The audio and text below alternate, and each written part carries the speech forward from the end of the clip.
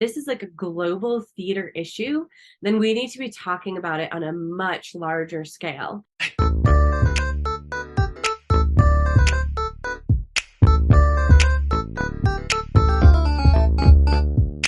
Hello, we are here with Sun Sounds of Arizona in Flagstaff, Arizona, and welcome to episode 24 of Untamed Shrews, Women Talk Theater, presented by the Flagstaff Shakespeare Festival. I'm Hannah. And I'm Dawn. And I'm Becki. Welcome to our December episode. It's a Shrews only episode today, so let's have a check-in. What's new, Shrews? Well, we just had quite the adventure getting on this Zoom. It adds to our topic today, you know? Yes. I was thinking that the whole time we were like struggling. I was like, let's just not do it then. Because I feel so burned out about everything. I know, yeah. So we might sound a little different today. We'll see. We're trying a new way of recording today. So forgive us if we sound different. But let's see. I'm good.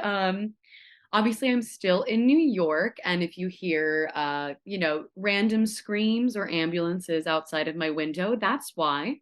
Again, as I'm sure you saw the title of this episode, it is our burnout episode. I'm definitely feeling tired and stressed, and I mean, I think that's normal for the holidays. Everything kind of ramps up for the holidays. Yeah. So yeah, I'm looking forward to the nap I'm gonna take like in the new year. Which is crazy. In the Bahamas on the beach, Yes, you're gonna literally. take Actually, I was thinking like maybe I should record live from the Bahamas, like for our January episode. That would be kind of fun. But yeah, I mean, I really don't have that many like days off left here in the city. So what days off I do have, I've been like, it's tough because obviously like I need to rest because it's so busy, but I have so few days left that I'm trying to like do things on my days off. So like yesterday wasn't a day off, but in the morning I went and saw the Rockettes. Oh, cool. Like before the show. What time is the Sadly, morning show? yeah, so they have an 11 o'clock show, which is kind of funny. But Cadence was supposed to go. It was Cadence's ticket, and she was going with our mutual friend Ty. But she got like a stomach bug. So she called me at like 10 a.m. and she was like, "Hey," and I was also not having a great day. So bless her, I adore her so much. She's like, "I know you're not having a good day, and I'm not feeling super well. So do you want to go to the Rockettes? You have to leave in 15 minutes." And I was like, "Of course I want to go to the Rockettes." So I like threw on clothes and like packed snacks for the day because it was a work day, and like ran to the Rockettes. um, yeah, so I've been trying to like get in some How was last. it? It was so fun. I mean, it was like Christmas on steroids. It was insane. But it was lots of fun. So yeah, long story short, I'm trying to squeeze in like a bunch of last minute New York slash like New York Christmas things. So yeah, just been like I saw the Rockefeller tree on Monday and just trying to like see some of those very like stereotypical Christmas things. But yeah, I'm also just feeling exhausted. Thankfully, since the last episode, I'm no longer sick, but I had like lingering symptoms for weeks. Yeah. So our November episode, I had just like, a cold or a flu. It wasn't COVID, not flu, like a cold or some sort of upper respiratory thing that just like stuck around for forever. And I like after the fact, I ended up losing my voice and having to yeah, deal with that. And so it was a very tough few weeks for sure. So yeah, just tired but good.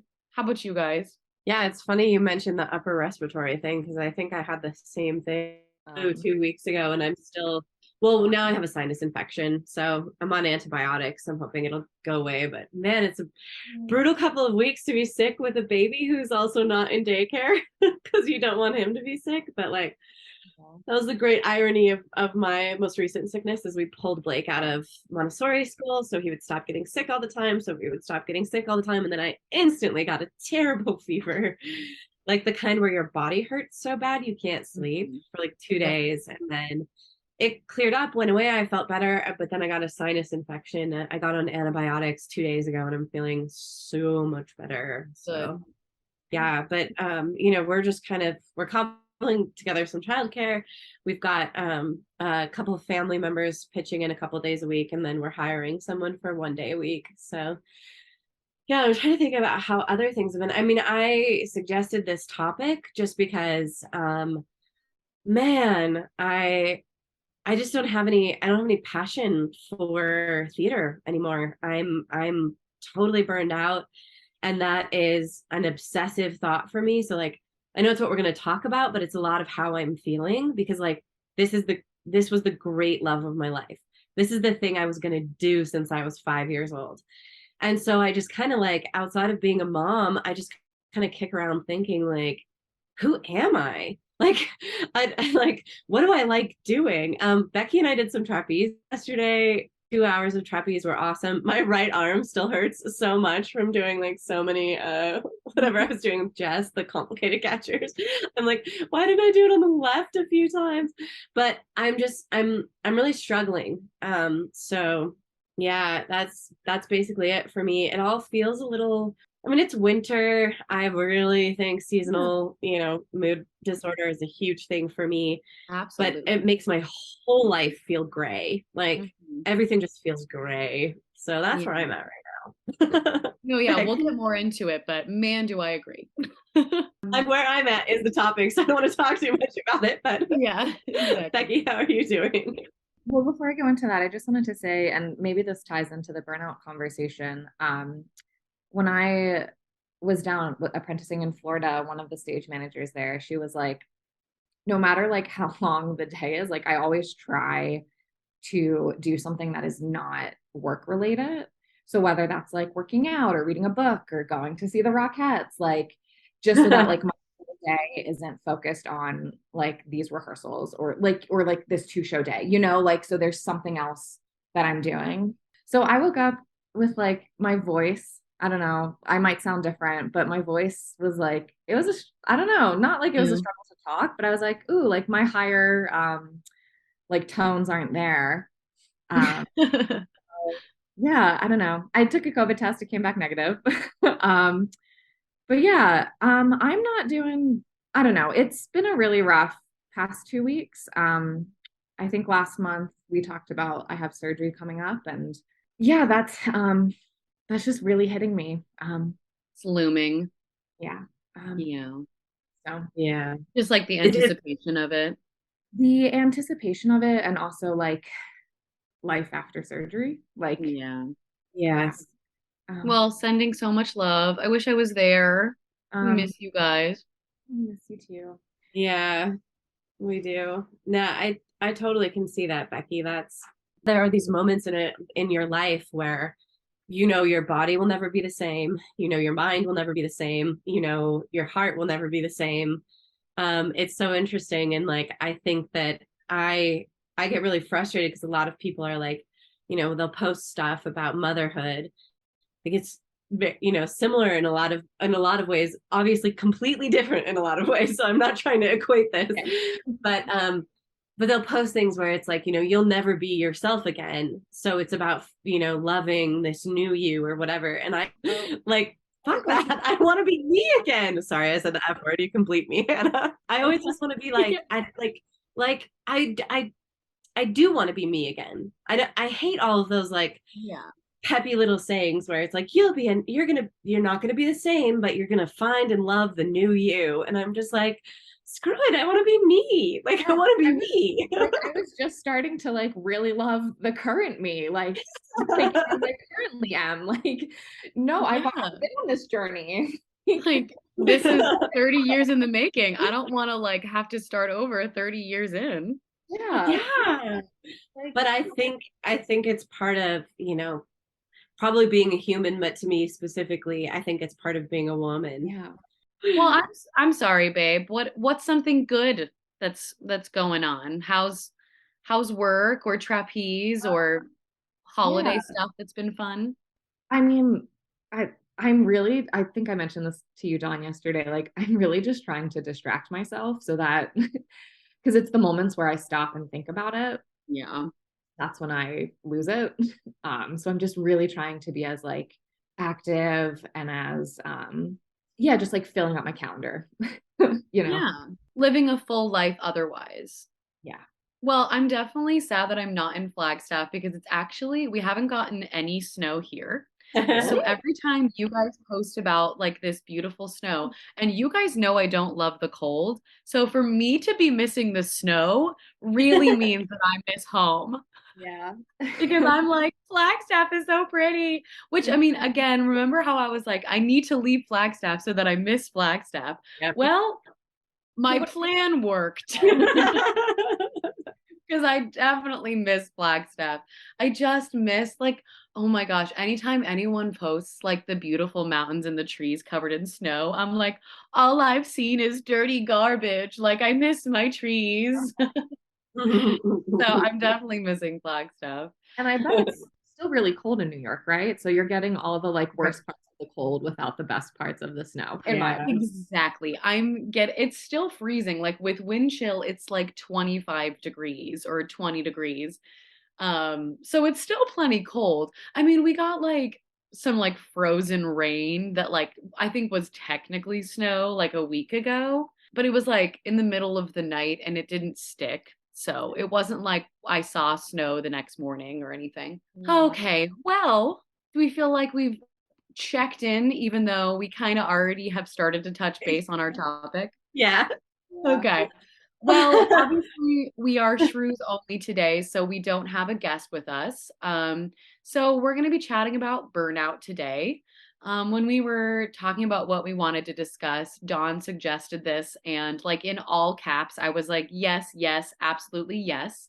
Because at least for me, I've been feeling this since last December. And I especially started feeling it like this spring and summer. It got really bad, which is why I ultimately decided to take this contract because I needed a change of pace. I needed to change my surroundings to sort of be like, okay, is it me?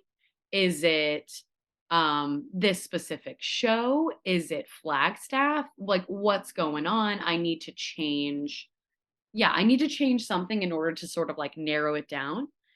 And I think long story short is it's me. It's personal. It's not just Flagstaff. It's not just individual shows. It's just like a worldwide phenomenon.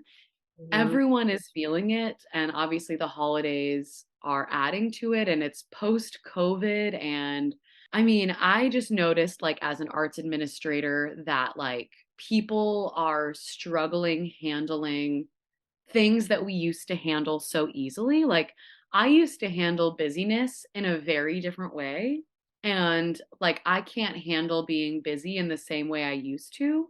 And I think obviously like that's growing up and stuff too, Yeah, getting older. I was gonna say, like, I feel like it's a lot to do with like, I don't know, when you're in your young 20s, I feel like I will put up, or I did put up with a Yeah. lot more. And I Oh, yeah. stretched myself because that's what I thought being a theater artist meant. And I Yeah. was like, everyone does this. This is paying your dues.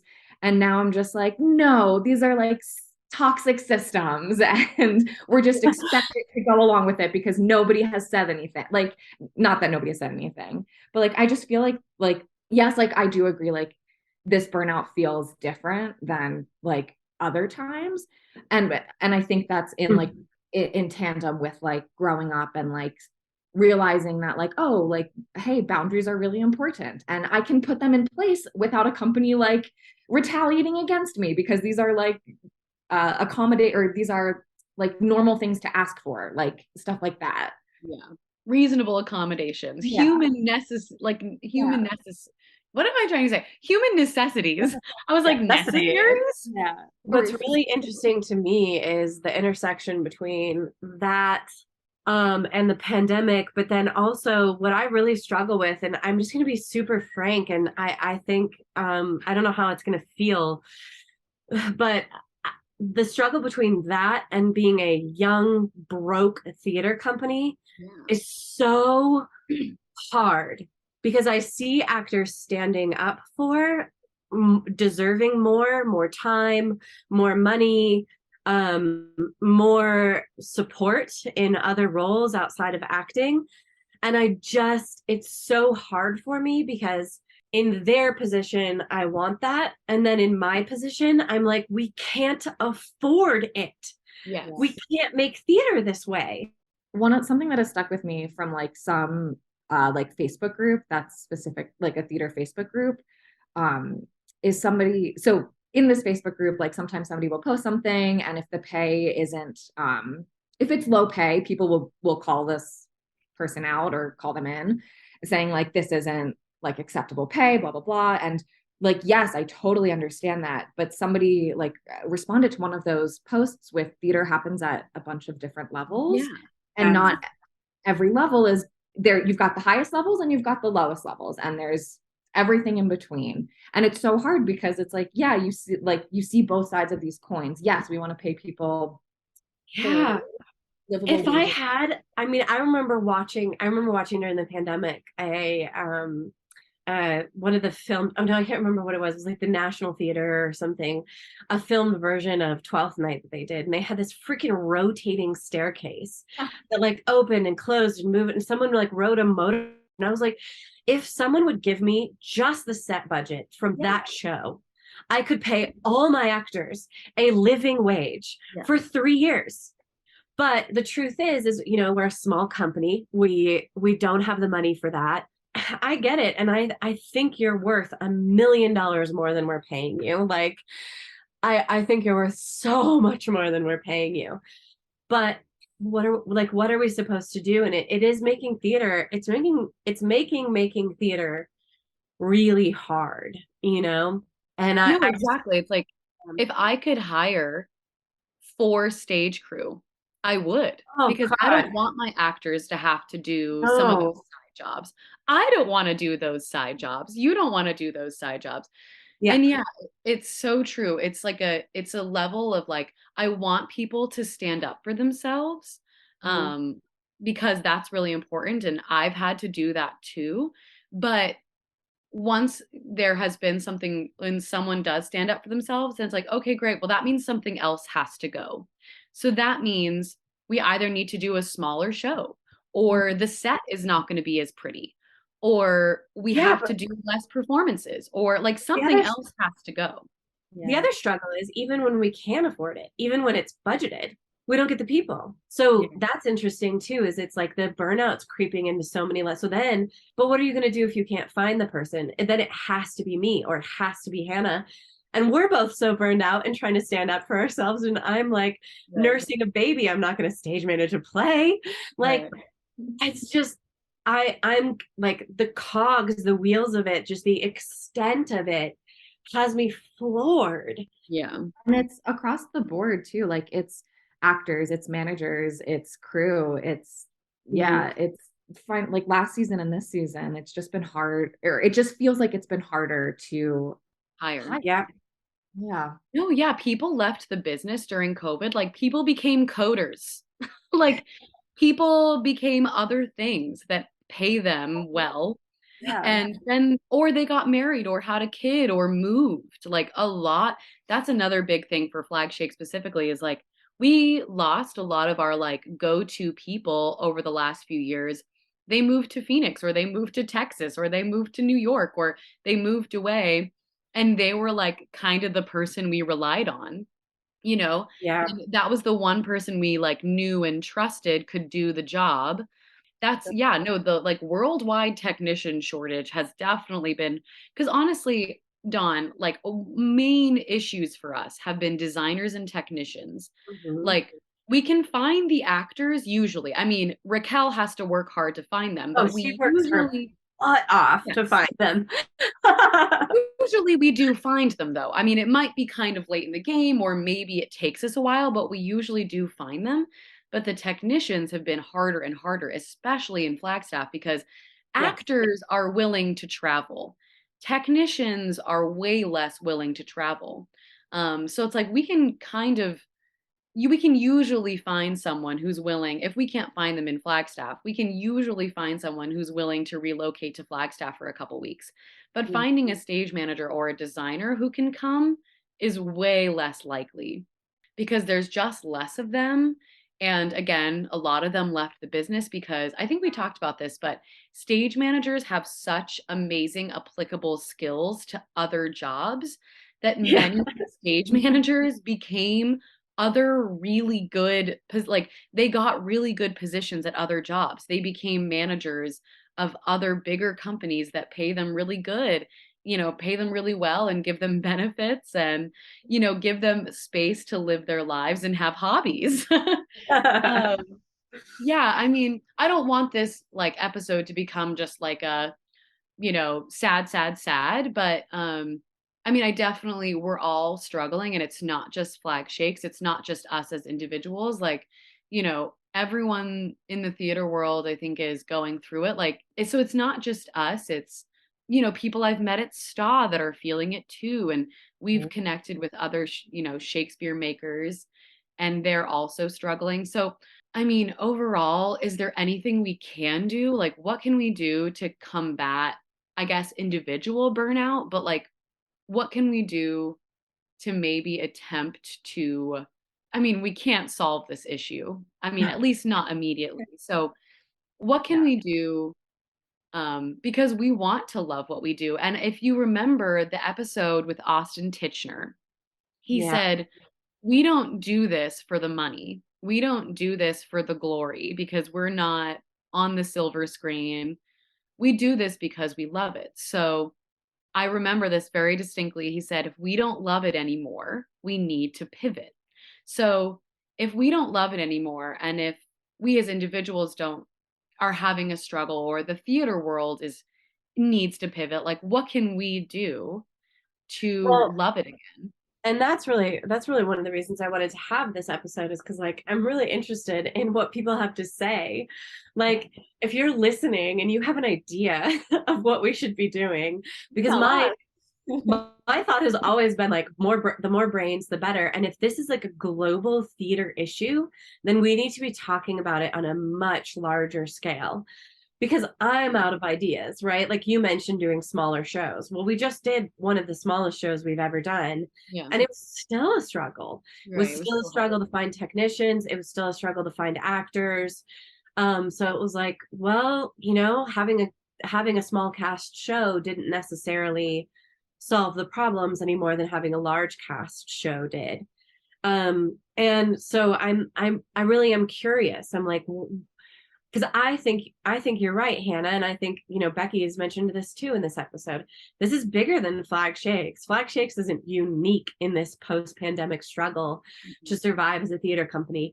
Audiences are burned out too. They're not coming to plays. Yeah. We had a huge boom in audience our first shows back from the pandemic, right? Those summer shows were the largest audiences we've ever seen for summer shows.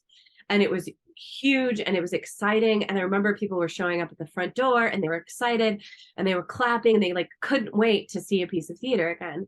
Immediately it was like, no, I don't really feel like going out tonight. Yeah. And I had thought like, oh great, everyone's watched all the Netflix there is to watch. Now they're gonna come see theater. And that was true. For one season. And I subscribe to a lot of like data arts and like that kind of like newsletters, and it's the same. I'm seeing the same thing, not just theater, museums, orchestras, all kinds of arts are struggling, and it's so sad to me too because I really feel like it's the way to heal, right? This is the way we come together. We come together and we sit in a theater and we engage. We come together and we look at a piece of art.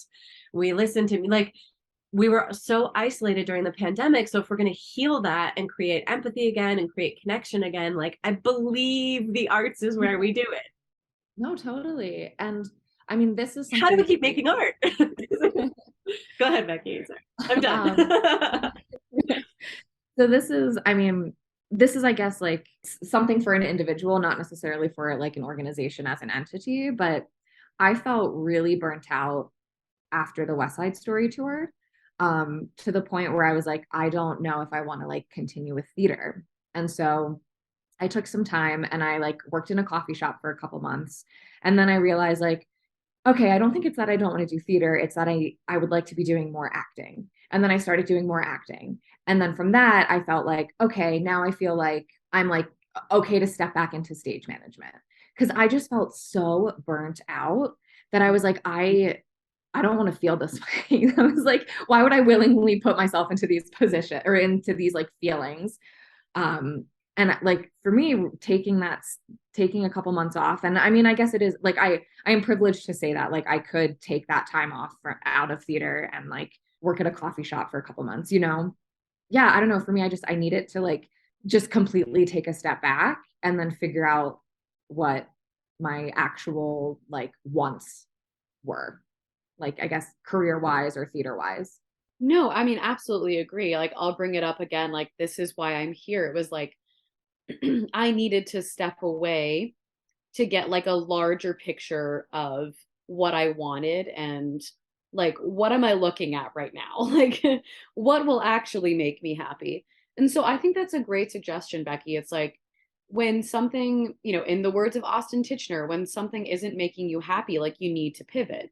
So that doesn't mean leaving theater altogether, but maybe you're acting and acting isn't bringing you joy anymore. So maybe you do try administration because then you're still in the theater world, but maybe acting is what's making you stressed because acting is a constant loop of, emotional challenges and auditions and rejections. And maybe theater is what brings you joy, but maybe acting won't bring you joy forever. So, yeah, maybe stage managing or, yeah, arts admin or something like that. Or maybe house managing. Like maybe you just want to be in a theater and that's what brings you joy. Or maybe you are doing, yeah, like Becki's case, like I'm doing a lot of arts admin and I was doing a ton of arts admin, but I didn't feel like I was able to focus on my acting at all. So I was like, okay, Hannah, you need to focus on your acting and see if that's going to bring you more joy. So I think that's really good advice. And I mean, yeah, like especially you and I, Becki, like we are not married, no kids.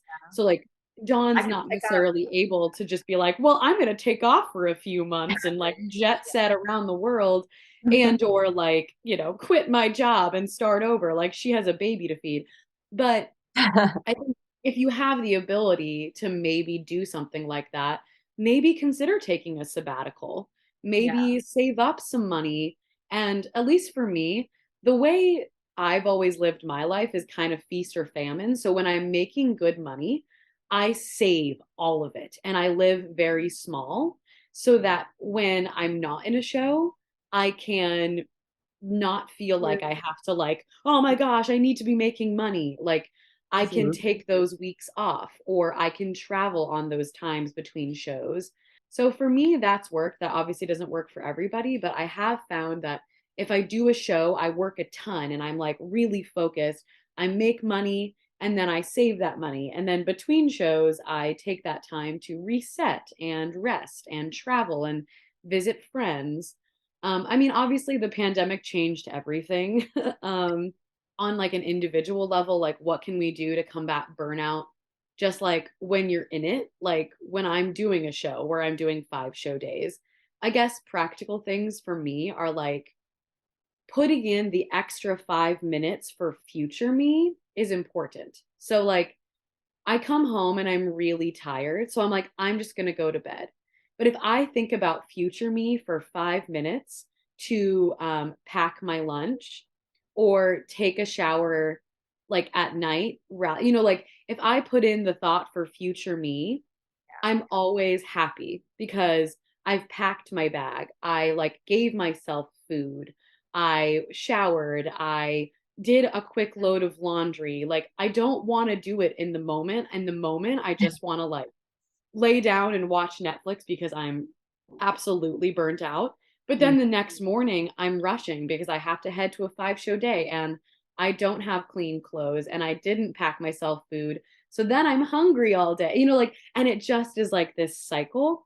So I think, like, if you can do your best to like find a routine and like really focus on it and try to I feel like it's silly, but like keep yourself hydrated rested and fed and like move your body. And like those are always the things that people suggest, but it's because it's true. Like if you have gotten good rest and you are eating well and like moved your body that day, like you will feel better.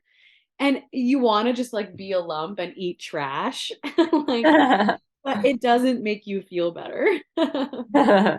So that's not like solving the worldwide global issue, but it does like at least make you feel better on a day-to-day basis. So that's something that I've been working on. And like, Dawn, you were chatting about this last time, like a good sleep routine. I mean, I have good nights and bad nights, but I really do try to like read before bed rather than looking at my phone. Because also sometimes when I look at my phone, I get caught in like, the news media loop.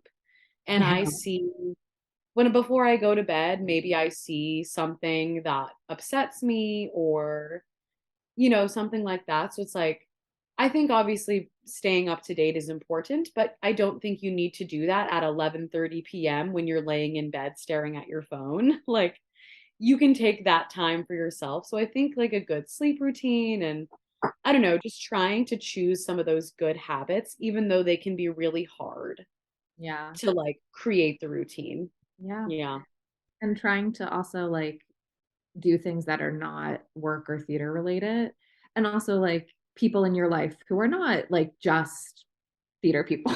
Like, because that, I mean, it's very easy to just talk about theater, like, and that's just your whole life. And like, we're going through a lot of things, and it's nice to like also take a break from doing that. And trust me, I love going to see theater, and I love like having these deep intellectual conversations about like what I just saw. But sometimes like I don't know, especially with like theater, like because it's a lot of like people who maybe are not from that location. So, and I think we talked about that before. So it's kind of like you have your built-in friends with the company when you're there for the show. But so it's like your common ground is theater. So it's just like, yeah, like you just are constantly talking about it and in it. And sometimes it's nice to just like have a hobby that is not like theater related, or yeah, friends who are not in the business.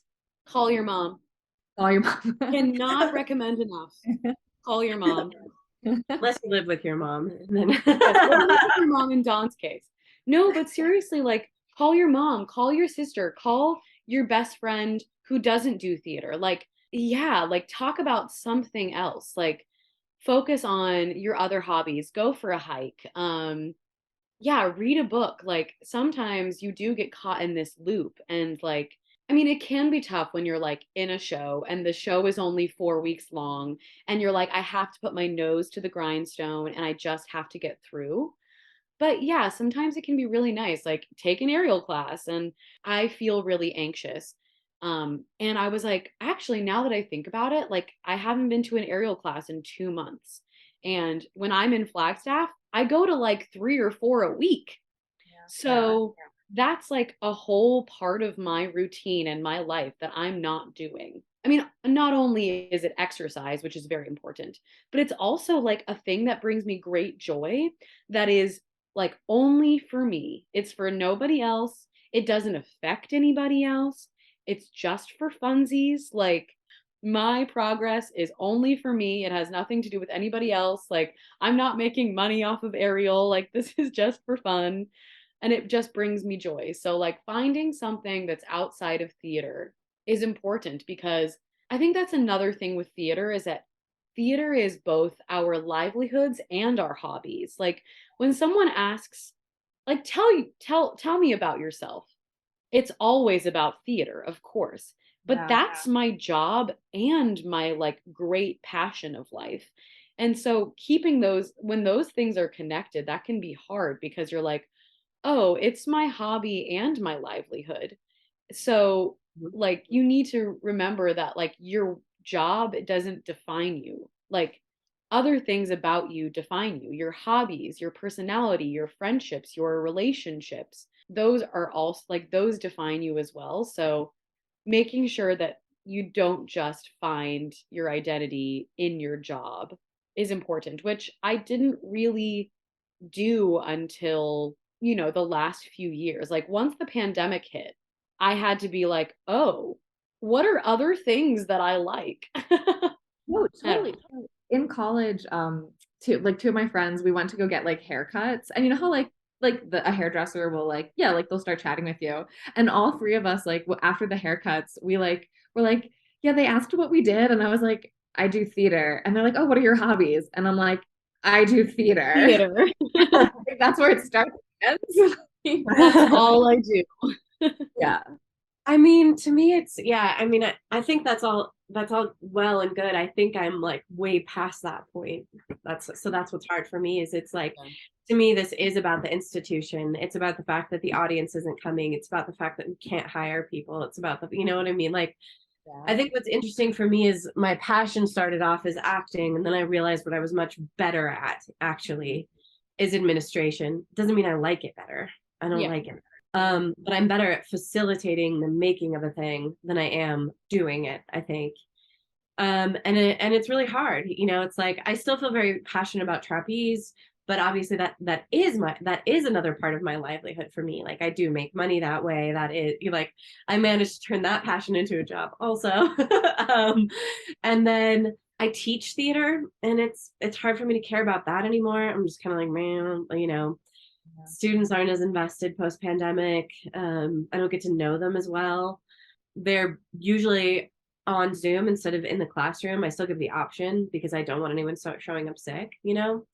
And if they're in the classroom, they're also usually still behind a screen. So it's like they're pretending to like take notes on their computer, whatever. I don't know. So I feel like the whole thing is broken, both personally and institutionally. And I'm trying to figure out how to fix it. Yeah. Or like, why would I keep doing what I'm doing? You know, I'm really excited that Flag Shakes is doing a youth play next year. Mm-hmm. Like, I never saw myself as a TYA person, but now I have a kid. So obviously I'm more invested in that. But I'm like, I'm actually really excited about that. I'm really excited that we're going to try to put on a play for kids. I just think there's a different like sense of wonder, a different engagement. 100%. I'm excited to see like, you know, I keep thinking about like I might want to act in that one, you know, like that's funny. I never saw myself as wanting to be in children's theater since like the first time I did it in grad, you know, in undergrad.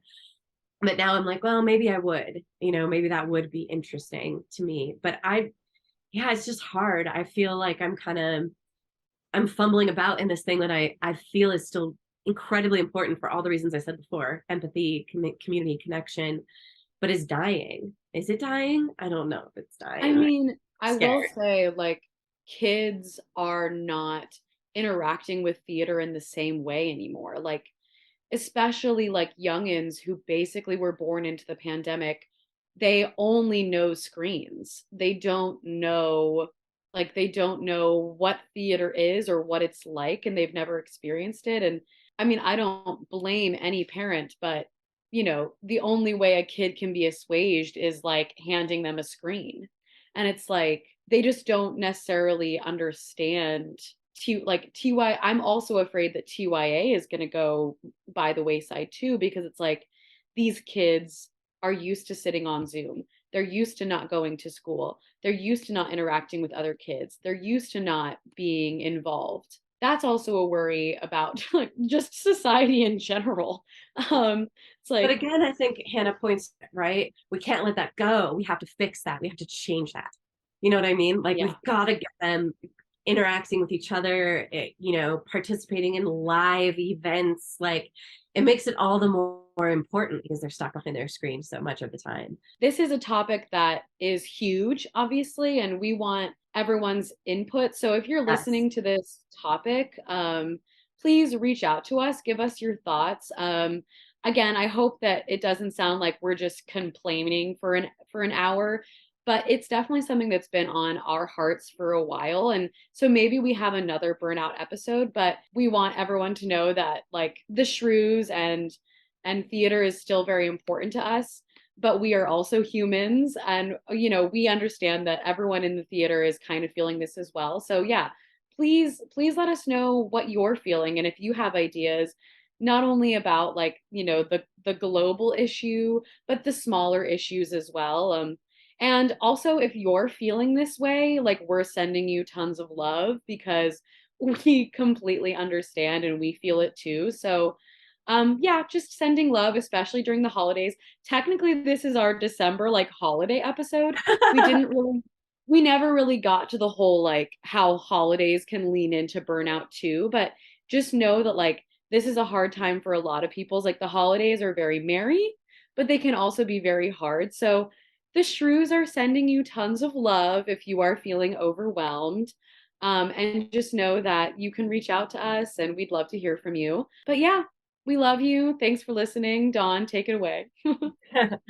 Thanks for listening to this month's episode of Untamed Shrews. I'm Dawn. And I'm Becki. And I'm Hannah. Join us next time in January for our 2-year anniversary episode. Isn't that crazy? What? I know. Follow Untamed Shrews on our Instagram at Untamed Shrews Podcast and on the Flag Shakes website. All episodes of Untamed Shrews can be found wherever you get your podcasts, as well as on sunsounds.org and the Flag Shakes YouTube. Please subscribe to the podcast, leave us a review, put us in your Instagram stories, donate at flagshakes.org/donate, or DM us about becoming a podcast sponsor. Help support the Shrew Crew. Woo. This episode of Untamed Shrews, starring Dawn Tucker, Becki Zaritsky, and Hannah Fonts. Show art by Calliope Luedeker. Podcast theme song by Cadence Lamb. Podcast produced and edited by Hannah Fonts. Presented by Flagstaff Shakespeare Festival and recorded with Sun Sounds of Arizona. Special thanks to our audio engineer, Bethany Williams. Bye.